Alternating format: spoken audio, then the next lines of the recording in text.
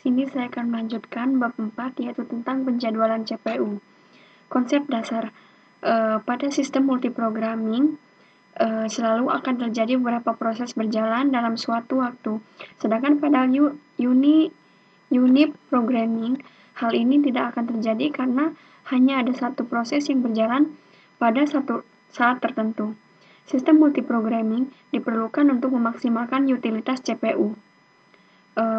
Pada saat proses jalankan terjadi siklus eksekusi CPU dan menunggu input atau output yang disebut dengan siklus CPU, input-output atau burst.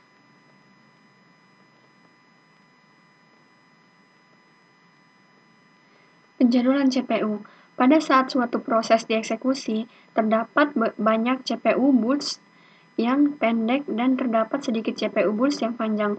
Proses yang input-output bound biasanya sangat pendek CPU burst-nya, sedangkan program yang CPU bound-nya kemungkinan CPU burst yang sangat lama. CPU scheduler. Pada saat CPU menganggur, maka sistem operasi harus menyeleksi proses-proses yang ada di memori utama, ready queue, untuk dieksekusi dan mengalokasikan CPU untuk salah satu dari proses tersebut. Keputusan untuk menjadwalkan CPU mengikuti 4 keadaan di bawah ini.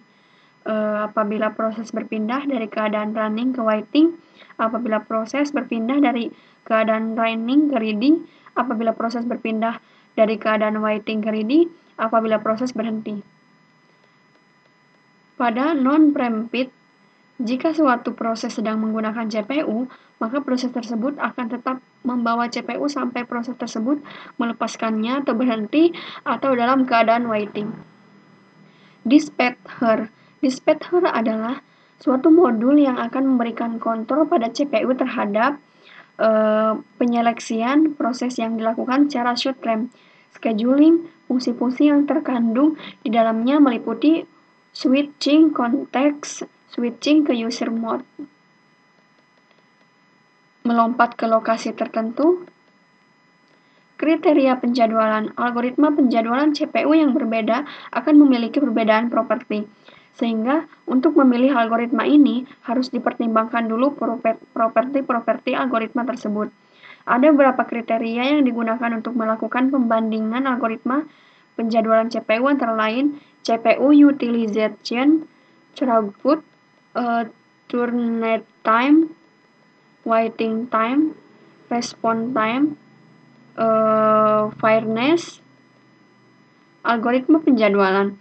Penjadwalan CPU menyangkut penentuan proses-proses yang ada dalam ready queue yang akan dialokasikan pada CPU. First come atau first served scheduling. Proses yang pertama kali meminta jatah waktu untuk menggunakan CPU akan dilayani terlebih dahulu. Misalnya, terdapat 3 proses yang dapat dengan urutan P1, P2, dan P3 dengan waktu CPU burst dalam millidetik yang diberikan sebagai berikut.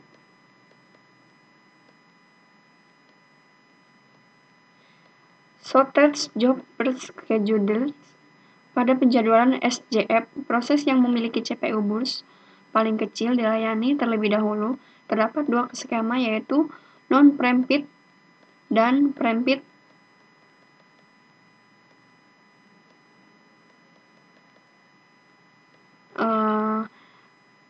Penjadwalan CPU. Meskipun algoritma ini optimal, namun pada kenyataannya sulit untuk diimplementasikan karena sulit untuk mengetahui panjang CPU atau burst berikutnya. Namun nilai ini dapat diprediksi. CPU burst berikutnya biasanya diprediksi sebagai suatu rata-rata eksponensial yang ditentukan dari CPU burst sebelumnya atau expon average.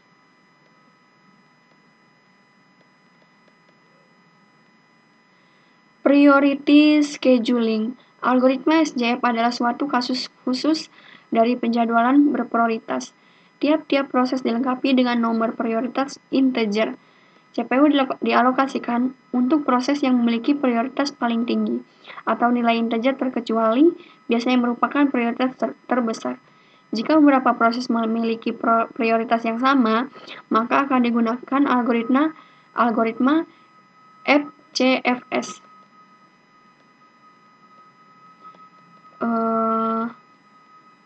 Round Robin Scheduling.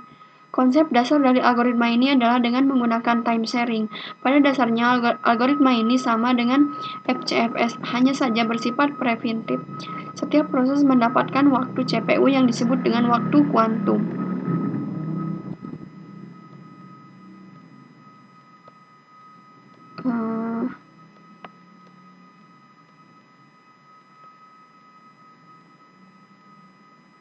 Sekian presentasi dari saya. Wassalamualaikum warahmatullahi wabarakatuh.